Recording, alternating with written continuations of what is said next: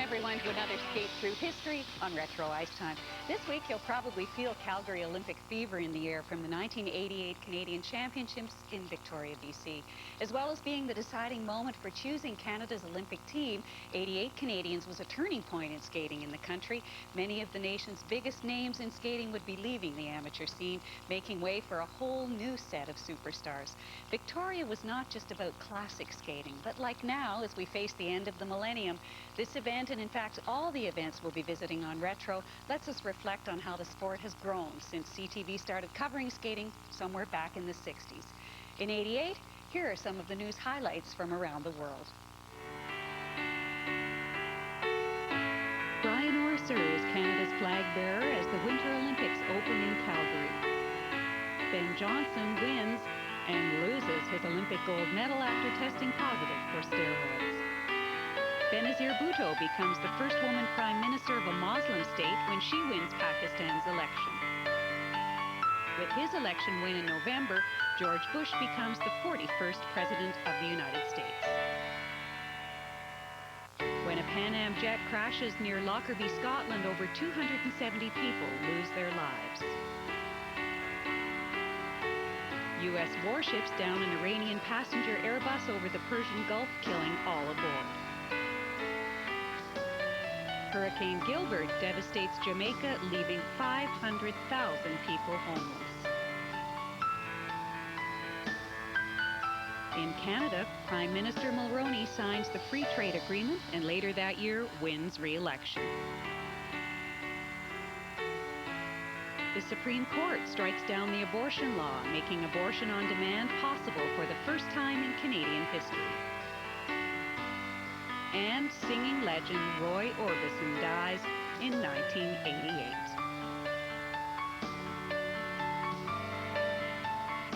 The Victoria Memorial Arena was a charming old building back in 1988, but the skaters found with the increased lighting for television, the refrigeration unit had trouble holding the ice in tip-top condition for triple jumps. By the end of the week, the ice surface seemed like slush. And I remember, with the exception of one competitor in the men's free, every man looked like they were skating on borrowed boots and falling like flies. Earlier in the week, before the heat in the building began to take its toll, Brian Orser, defending for his 8th consecutive senior title, was brilliant in the short program. He'd come to Victoria as the world champion, and skating to Sing Sing captured 7 perfect scores in presentation. He was ready for Calgary. Brian Orser, world champion, 3-time world silver medalist, Olympic silver medalist, and the greatest free skater in the world today. And here he is with 2 minutes and 10 seconds. Look at the control on the landing. He could hold it for a day and a half.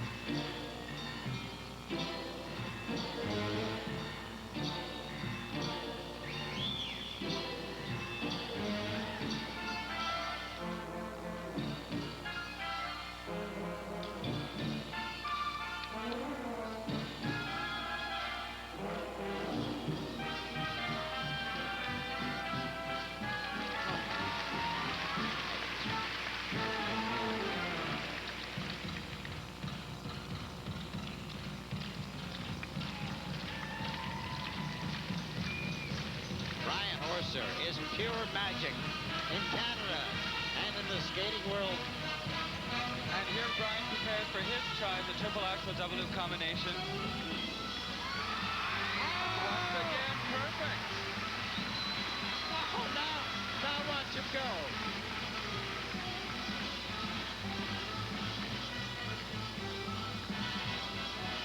And the speed on the changeover is fabulous. No hesitation, no loss of rotation.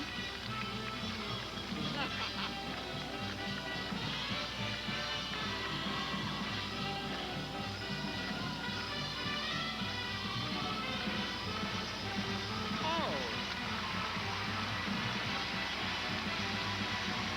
That's the greatest footwork he's ever shown us. So fast.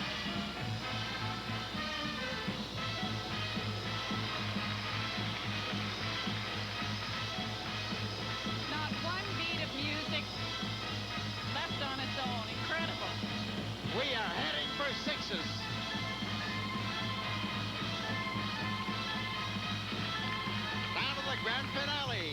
for Brian Orser of Penetang Machine, the world champion.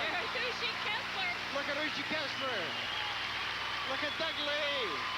A standing ovation from a jam-packed Memorial Auditorium. Brian led the stampede toward the triple axel, but it was our next performer who taught us all about quads. Kurt Browning standing ringside waiting for his name to be announced, and he's up next.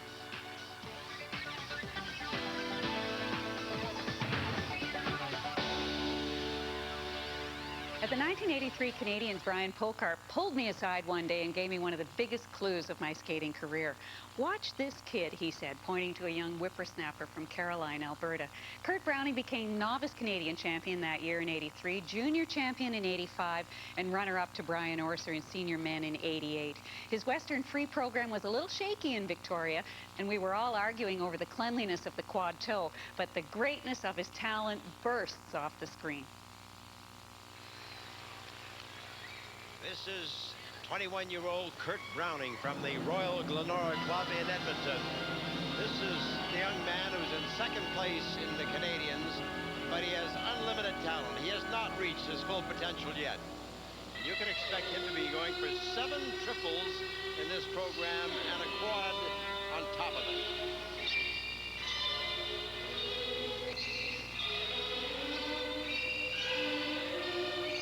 Opening up the program is a combination of triples back-to-back, a triple toe loop.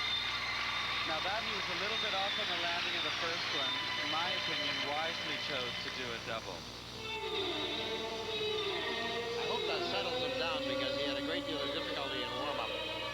Here's a look at the triple axel, one of the ones he was having a lot of trouble with in the warm-up. Same problem, the blade just seemed to slip out from underneath.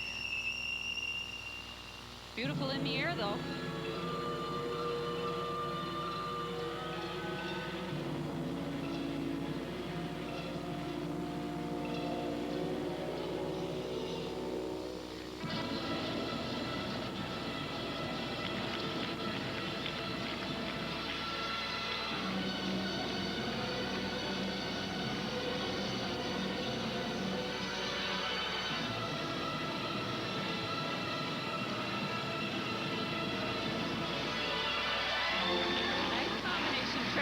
Double loop. He's settling down. This program is very familiar territory for Kurt. It is not a new program except with a few alterations and revisions this year. I think it takes more than a year to really get around a program.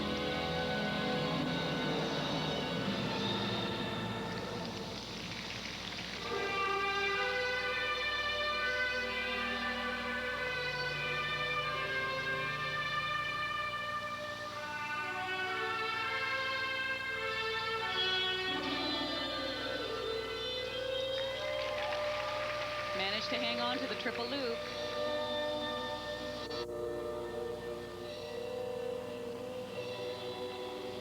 Here's the attempt where the quad's supposed to go.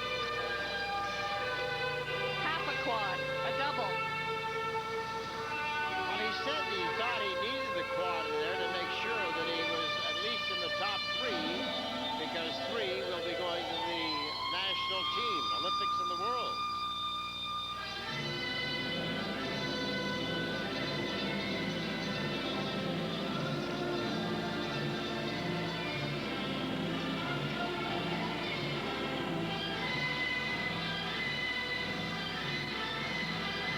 Disagree. I think the quad, although a wonderful addition, and certainly would make his name in the history of figure skating, it would be the first to be landed. I think it's the overall quality of the program. And although there's still trouble with that triple flip, Kurt is staying focused, continuing to perform.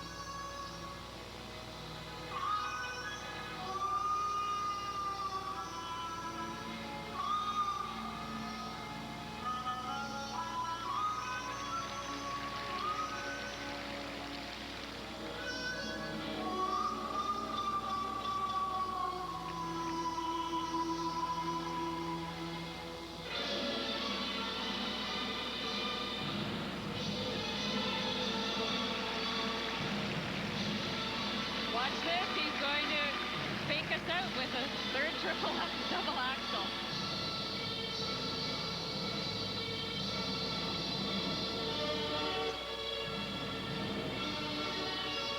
Coming out of the final 30 seconds for Kurt Browning.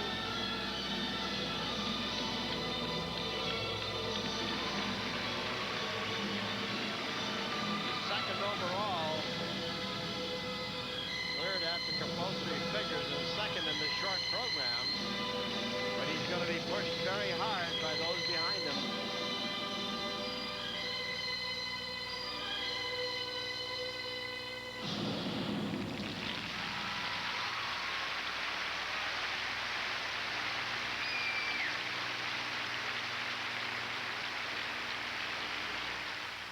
In '88, Kurt won the silver medal behind Brian, with Neil Patterson third, the only competitor to skate clean in the free. The women's competition is next from Victoria, and while we're waiting for that, here's a look at what was cooking on TV in '88, and it sure wasn't anything in Roseanne's kitchen.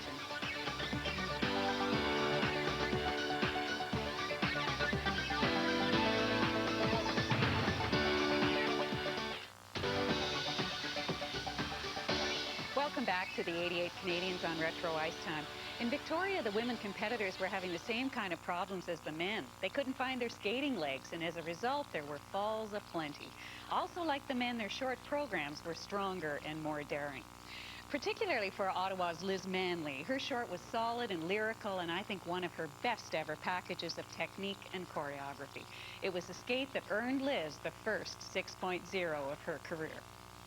Elizabeth Manley, fourth in the world, Canadian champion, going into her last year of individual competition.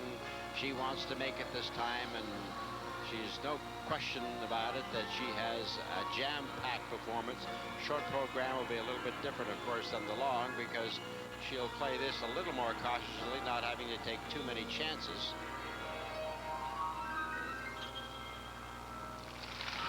Beautiful double flip to open. She does that so nicely. The nice open position with the free legs and a smooth landing. But here's the big element in the short program, the combination, a triple salto back inside edge, nice into the double loop. Now that's a solid combination. There are 3 jump required elements and 3 spin elements, as well as a footwork section. Footwork referring to individual steps choreographed to music. This is worth 20% of the total mark. The skater has a maximum of 2 minutes and 15 seconds to complete the required elements. Well, of the 147,000 registered skaters in Canada, here is the best of our ladies. She was fourth in the world last year, and she has 6 triples laid out in her long program, which we'll be seeing tomorrow. She said the only difference between this last year and this year is that last year she talked about it. This year she's not going to talk about it.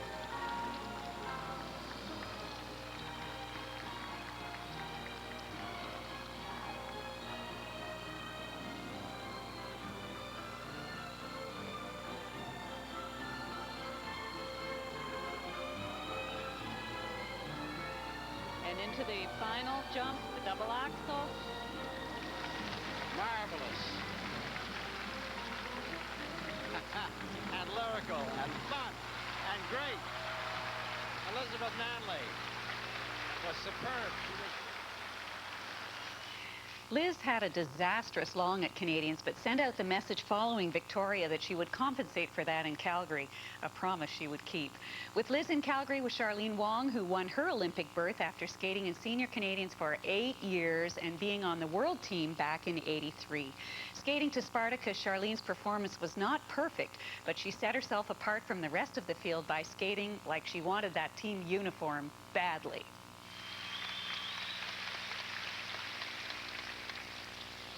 21-year-old Charlene Wong from Pierrefonds Figure Skating Club from Willowdale, Ontario. And she at the moment is in 4th place. She was 4th at the compulsory figures. She was 4th in the short program and 4th overall. She could move 2 places here.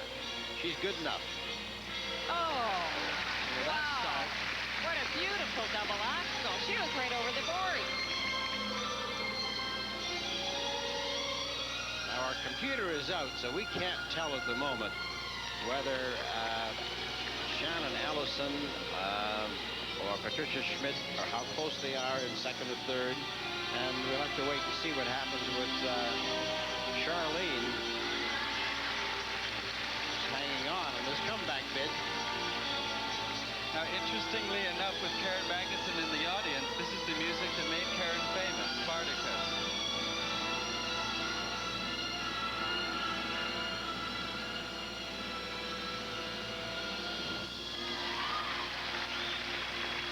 You see, now Charlene has the advantage of coming out after all of the other girls have skated. She's skating last in the evening. The audience is craving an emotional, solid performance. And if ever there was a chance to make that team, the door is wide open for Charlene. In my opinion, she should just forget about the triples, skate her beautiful solo, and do a few extra double axels and just come in there at second place.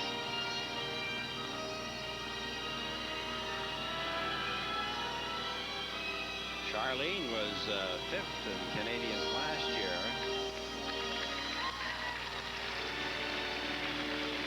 She was fourth the year before that. Before that, of course, she was a novice and a junior, and she's been in a lot of competitions, but it was a question of whether she would really skate as effectively again as she used to. She told me earlier that she got so hung up over the jumps at one time that she forgot that she liked to skate.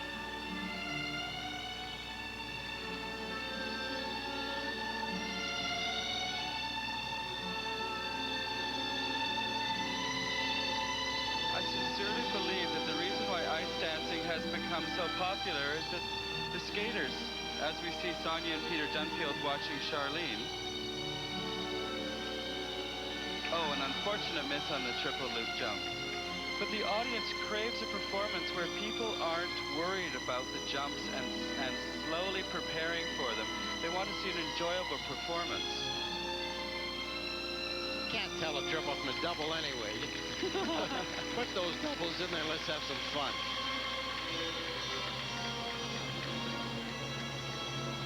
Well, we have Charlene entertaining this standing room only crowd again. We'd like to salute Gisela Sloat, the chairman for the Canadian Championships. She and her committee have just been outstanding, and they've done a great job for Canadian figure skating.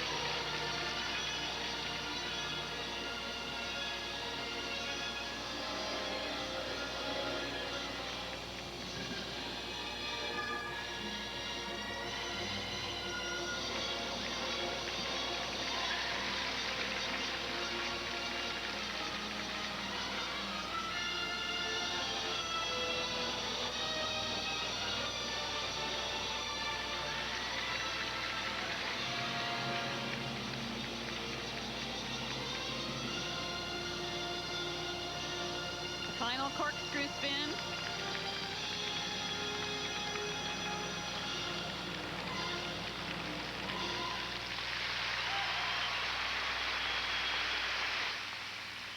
Joining Liz and Charlene on the women's podium in Victoria was 15-year-old Shannon Allison of Coquitlam, BC.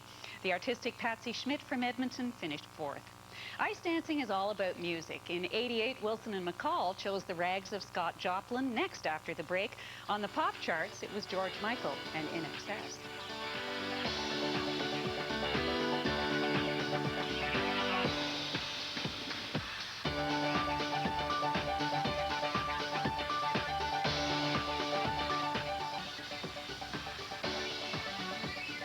Glad you're staying with us today on Retro. After the '88 competitive season, the ISU made it known that the body of work produced by Canadian champions Tracy Wilson and Rob McCall, and particularly their '88 long program to elite syncopation, was exactly the free dance model for the future. The package was clean, the skaters perfectly matched, and the steps without equal. In their seventh and last Canadian title together, Tracy and Rob downplayed their 5 6.0s as a barrier to improvement before the Olympic Games. As Rob said, if it's perfect now, how can it get better? And in 1986 and '87, they won the Sport Excellence Award. Right now, they are third in the world. They've got a great shot at a silver medal at the Olympics. Watch the control on the edges. The footwork looks very easy. I haven't even tried it, but I know it isn't. So quick.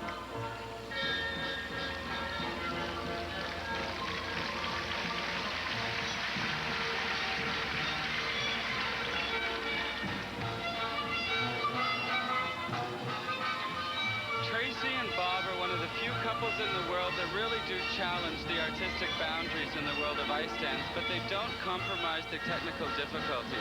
And that is why they are third in the world, and they possibly could be second. This program is based on elite syncopations, and they're working on it with Vanessa Harwood, who was formerly with the National Ballet of Canada.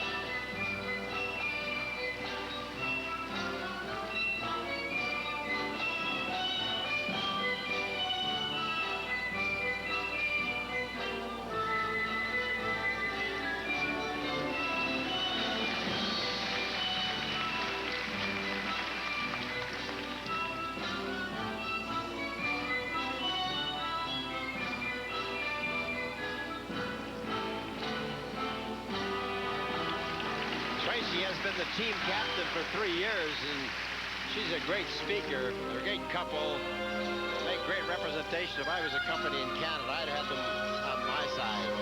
And I think Mary Jane Stong is doing every step with them, too.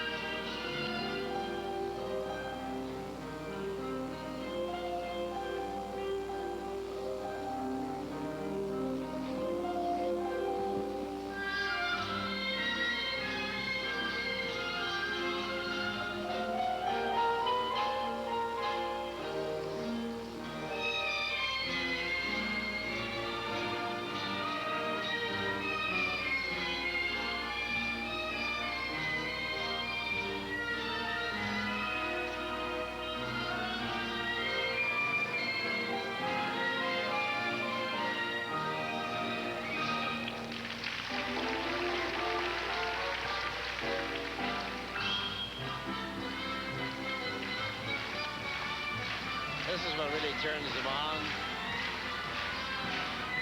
I certainly think this wonderfully brilliant footwork is the kind of thing that has become Tracy and Rob's trademark worldwide.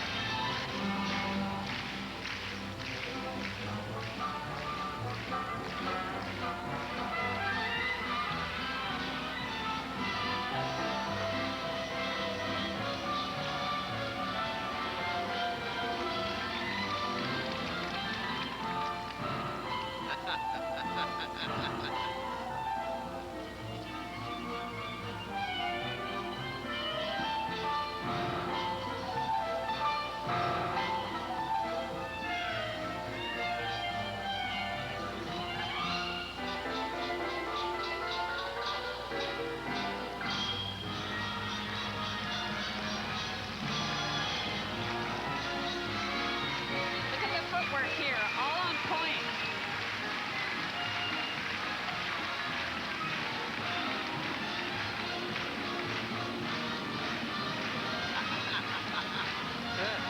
The Memorial Arena here is just jumping.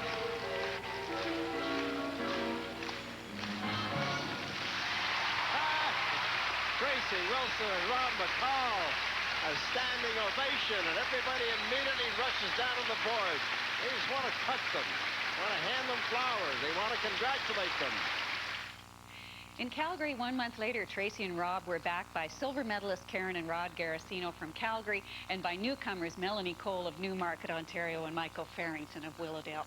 More than a decade ago, and Tracy doesn't even remember the 6.0s that night. Stay with us on Retro. Tracy's going to join us after this break, and we'll talk.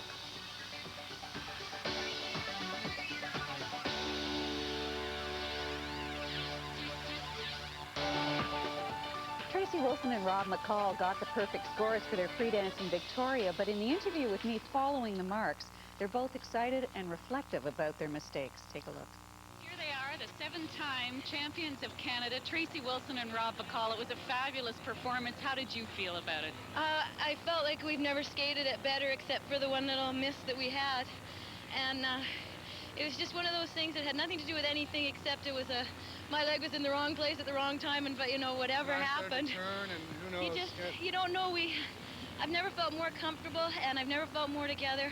I think we're both very disappointed because we wanted to have, you know, we wanted to have a flawless skate, but and obviously a couple of the judges didn't see it, so well, because otherwise we wouldn't have gotten the 6s and stuff, I don't think. But it felt, I think, like Tracy says, when you're skating so well and then something that you know that is so easy that you do every day in practice goes wrong, you just want to sort of like go, oh, stop here, we're going to start it all over from the beginning, and you know, but and then luckily we could ad-lib a little bit, the two of us out there. I think I was doing a cha-cha and she was doing a samba or something, but we did get through it all right.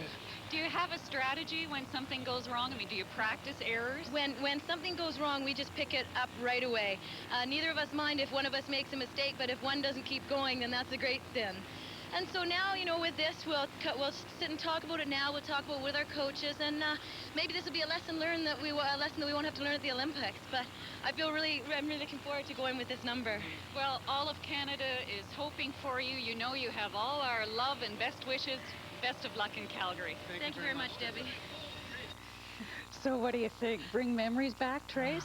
Great memories. Oh, I'm sure. Now, which one were you, the cha-cha or the samba? I'm not sure, but I think probably the cha-cha. Now, you said to me before we came to the interview just now, you said you didn't remember getting the 6s. No. That night. I don't remember the 6s at all. I was so surprised. I remember. And not just one, there were 5 of them. That's what you said, yeah. Yeah. I remember the mistake because the whole year we'd planned out so well and everything had gone according to plan, and we felt so prepared and well trained. So it was quite a shock for us. And I think, as I said in the interview, it was a good lesson because going into the Olympics, you knew that it wasn't done until the job was done. Sure. There are so many stories about Wilson and McCall. We've forgotten some of them, and I'd like to go way back to the beginning when you and Rob first teamed up. The year was, I think it must have been 81. Yes, it was the summer of 81. How did it come about? Well, I had competed against Rob at the Canadian Championships earlier in 81 for the very first time. Rob and Marie McNeil won the Canadian Championships, and my partner Mark Stokes and I were 6th, and that was our first-year seniors. And Mark retired, and I started looking for a new partner. Now, I'm a giant in the sport at 5'6", so I was looking for somebody very tall, and Rob is not very tall. And also, Rob had been trying out with some other partners. We just didn't think of getting together because of the height difference. So the process started in the spring that we were trying out with other partners.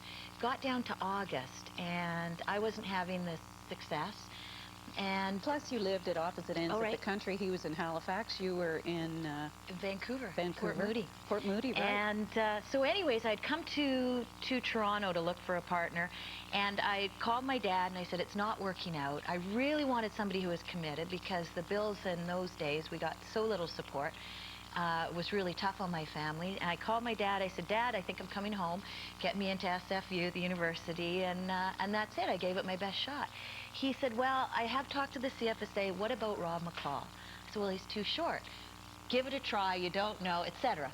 I remember calling Rob. I got all excited, called Rob, and I said to him, and he said, well, it sounds great. I'll come. We'll try. And I said, but Rob, you know, I'm really worried that I'm going to be too tall for you. He said, Tracy, if I have to, I will get lifts put in my skates. He says, I've heard of a Russian skater doing it to make them look taller. They put the platforms on their skates. So I knew as soon as he said that the partnership had a great chance of working because he would do whatever. I mean, he was always trying to come up with ways to make a situation work. Well, you know what? My partner wore lifts in his skates. Did he really? Guy wore lifts in his skates because when we started, I was 4'11". Now I'm 5'8". Oh my goodness. And he was 5'4". So, you know, last year, we should have been skating with other partners. Wow. But that was never the case with you and Rob. There was this instant, from my perspective at least, there was this instant chemistry with you. Something magical happened. Now, you spoke about your first Canadians together. Yes. Our first Canadian, I first of all felt so lucky to be skating with Rob, and I'd be skating around the ice and he'd be behind me and I'd look back and I'd go, oh, I'm with the Canadian champion, you know, this sort of, quite intimidated by being with him. Yeah. But anyway, there was a great energy because I don't know what it was that clicked with us, but something did, and I think it was a love for the sport actually that kept going. But I remember just actually when Rob got sick, and it was near the end for him, and I remember him being in hospital and him saying, Trace, I'd really like to go back and watch our very first free dance. So I went around trying to find the tape, found it. There we were in his hospital room. We watched it. We got a video, and we laughed till we cried because I was so awful. Compared to Rob, he was sober, and he looked at me, and all he could say was, boy, did you ever improve. He had the patience, though. Oh, and with his wonderful sense of humor, and the two Yes. of you together created such memorable pieces. Elite Syncopation, the piece we saw today on the show, was, as I said in the intro to it, what the ISU considered to be the epitome of the free dance and where they wanted it to go. You must have suffered some frustration, though, you know, when you look at how ice dance, there was no movement. Right. We just felt that we wanted to make a statement with our work, and that if we were good enough, we'd be noticed. We could entertain the audience. We wanted the audience to be standing, and we wanted to leave the sport better. We wanted to add something to the sport. So that's kind of where our motivation came from, as opposed to winning a gold medal. I used to look at Tyler Cranston, and he did more for the sport, and he was so loved, and he never won an Olympic gold medal. So that wasn't really what it was all about, and I think that for Rob and I, we love to skate, and that's what our focus was on. And we went into Calgary, we definitely wanted to win, and we definitely had our sights set on the top. We knew we had to be a lot better than the Russians. We couldn't be as good. They wouldn't give it to us. And so, yeah, we did look at that, and that's what we strove for. But we wanted to do it in our own way, and Rob and I, we weren't really the romantic couple on the ice. We did do that. We shared a sense of humor and a sense of love of the sport, etc. But the footwork and the athleticism is what we really enjoyed. And I remember creating this program. We found the music, and we started working on the pieces, and I'd stand at the boards and watch Rob, and he would start doing all this footwork, and I'd say, oh, that was great. He'd go, what'd I do? Okay, you did this, this, and this. And then he'd try it. I'd say, no, it's not like that. You do it like this. So I'd have to teach it back to him.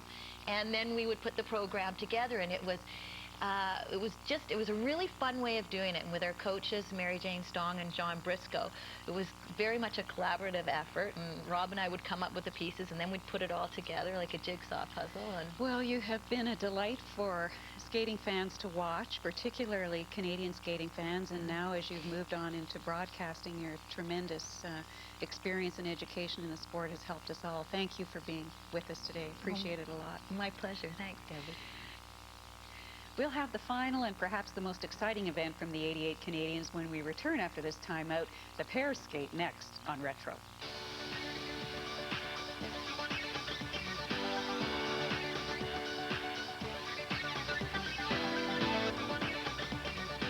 Nintendo was big in '88. Super Mario and other video games were everywhere.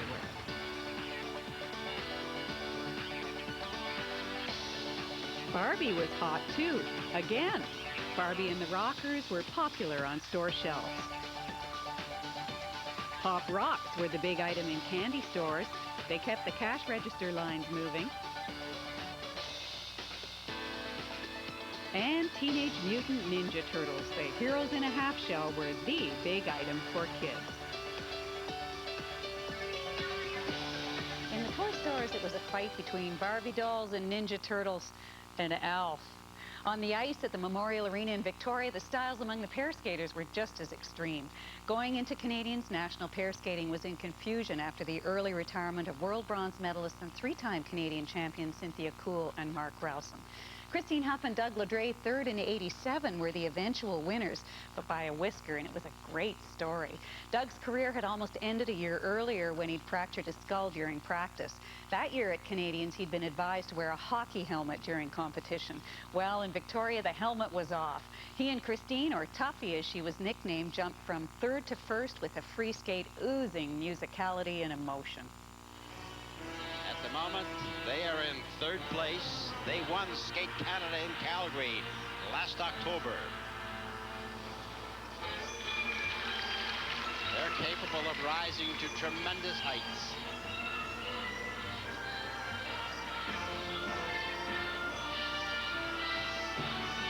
Opening up with a throw double axel. Wow!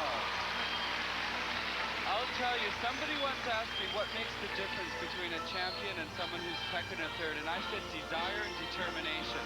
And you see these two have incredible determination. That split triple twist was off, but they were going to do it no matter what.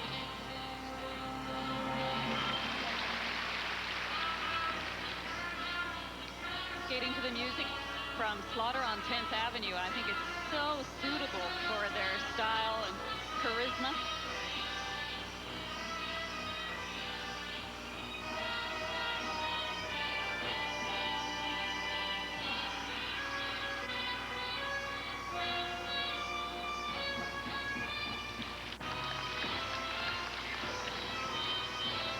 Here's Carrie Leach and Don Tobin, their coaches.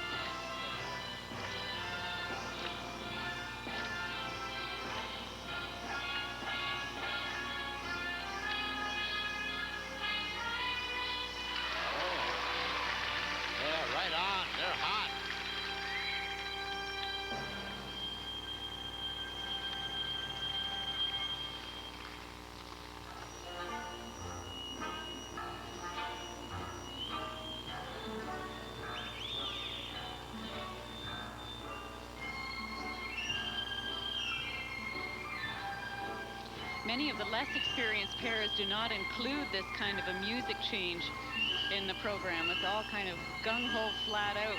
Wonderful humor in this pair as well.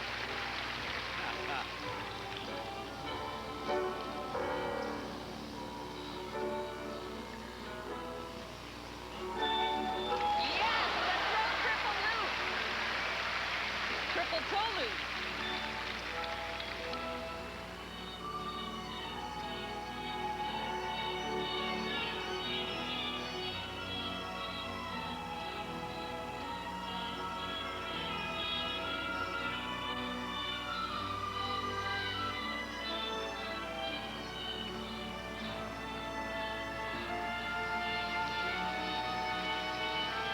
Be the best 30 minutes of pair skating you'll ever see.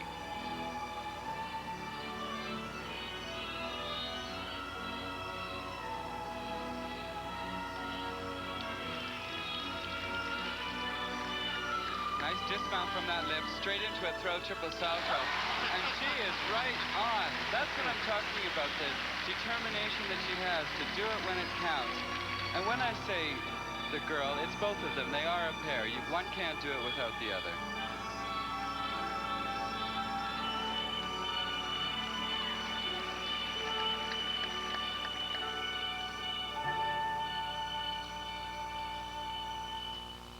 One minute to go for 18-year-old Christine Tuffy Huff and 26-year-old Doug Ledray.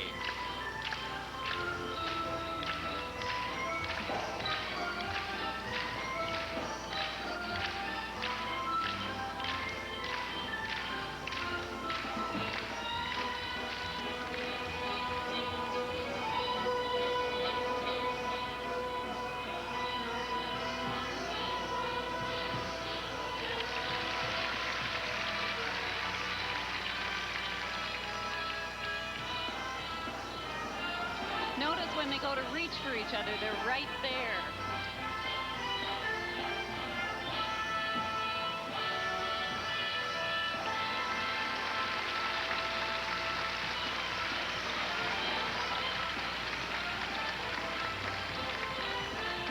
One of the few pairs to do a back outside death spiral.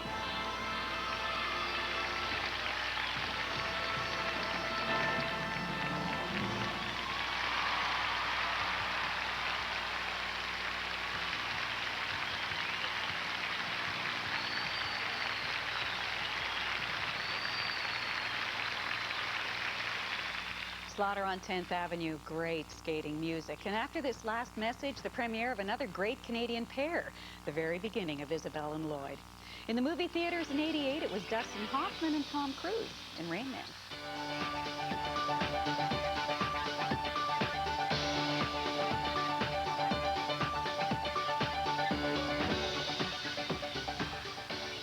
Lloyd Eisler liked the feeling of the world podium after winning a bronze medal with Kathy Matusik in '85. When Kathy retired, it took Lloyd another 3 years to connect with a former junior pair champion, Isabelle Brasseur. Victoria was their first outing at the national senior level, and wow, what an initiation. They won the short and nearly won the whole enchilada with a powerfully technical free skate that already demonstrated their lifting superiority. The connections between the lifts were still evolving, but it was an amazing first step in what continues to be a brilliant career. So exciting and competitive here in Canada. We have such imagination. We have skaters who can carry out that imagination of their coaches. They'll try just about anything and make it work. This couple just very recently got together.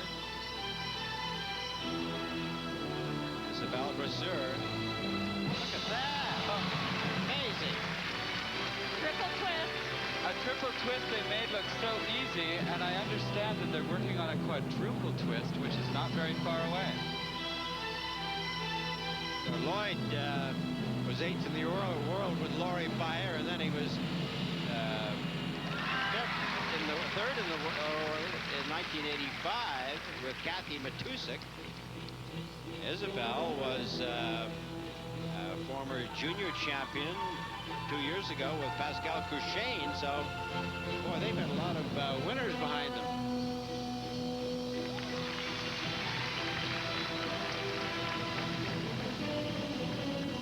Banning and Johnson automatic to get a bye into the world team, the Olympic team, and any two other Canadian pair.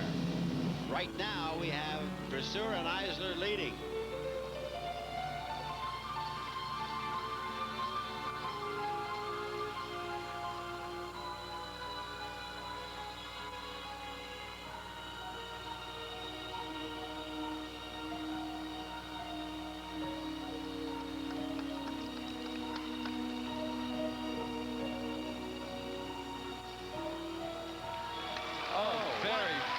Difficult entry into that star lift. What makes it so difficult is the fact that it is a one-arm entry.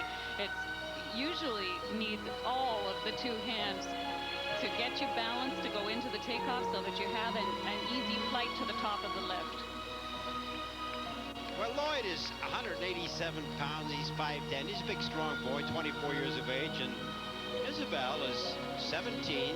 She's 4'10". Weighs 84 pounds with her skates on. The throw double axel, where she's hanging onto those edges.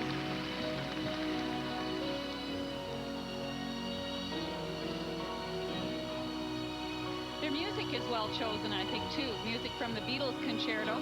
Watch the dismount on this lift. She drops right out of it.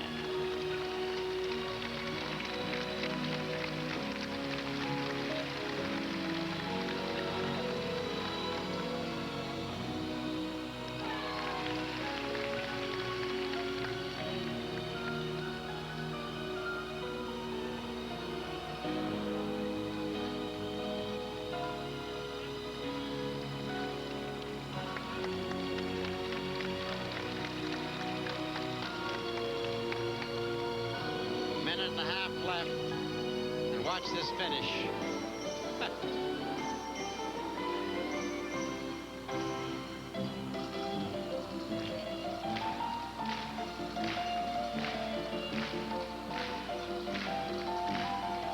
Lorraine Collin, one of their competitors, looking on.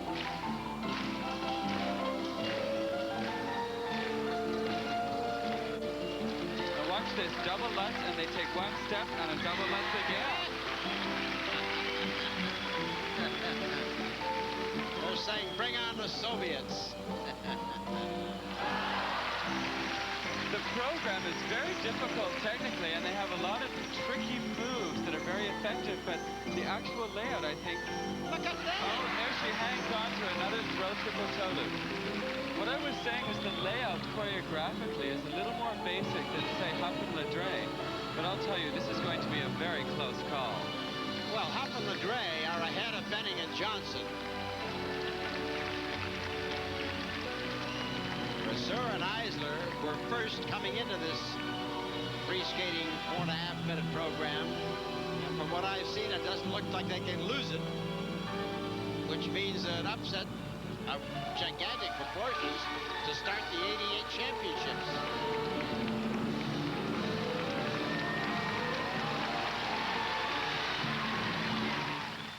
Isabelle and Lloyd second in Victoria, but in 5 years they would become world champions.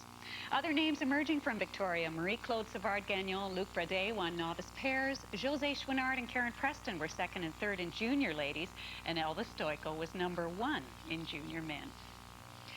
3 weeks after the Canadians in Victoria, Canada would send to Calgary its largest and deepest Olympic skating team ever. 17 competitors would bring home 3 medals, 2 silver and 1 bronze, and 7 top 10 finishes. Canada knew it had the talent, but after the falls in Victoria, it was a question of whether our skaters could handle the Olympic pressure. At the time, Dr. Peter Jensen, a sports psychologist from York University who was helping Brian Orser deal with nervousness, told the whole team, it's okay and perfectly natural to have butterflies. Let's just get them to fly in formation. I love it. For a little more perspective, 1 month after Calgary at the Worlds in Budapest, Canada repeated its Olympic performance of 3 medals. Plus, Kurt Browning became the first skater in history to land a quad toe loop in competition.